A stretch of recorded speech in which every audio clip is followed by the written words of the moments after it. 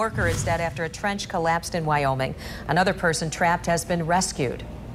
That trench collapsed along Jordan Street Southwest near Division and 36th. And that's where 24-Hour News 8's Joe LaFurgey is live tonight. Joe? And as you said, unfortunately for one of the victims here today, that rescue turned to a recovery effort. We are in front of the house on Jordan Street. I want to show you the conditions those two victims were working in. This is the trench they were digging to that home to replace a sewer line. As you can see, that trench is anywhere from 10 to 12 feet deep in some spots. I was talking to some firefighters. They tell me that the rule of thumb is when you're digging a trench like this, that anything above waist high that's going to put you more than waist high down should have some kind of reinforcement, some kind of plywood shoring in here. In fact, that wasn't the case. We talked to one witness who told me of the wall of dirt that came down on the two men. I heard this guy yelling. Margaret Skeel lives next door to the scene of the tragedy. It was about 2 this afternoon when she heard a call for help. I said, "Do you want an ambulance? Do you need the police?" "Yes, I need help now."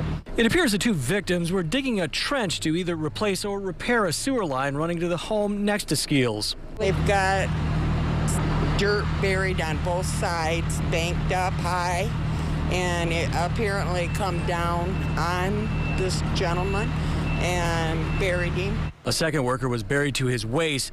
Skeel watched as he frantically tried to get to his co-worker, completely buried in the pile. He pointed, it was pretty much right next to him because he was trying to dig with his hands.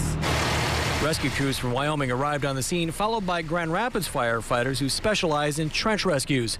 Collapses like this are very dangerous. Rush in too quick, move the dirt the wrong way, and you could end up with another collapse that puts both victims and rescuers in danger.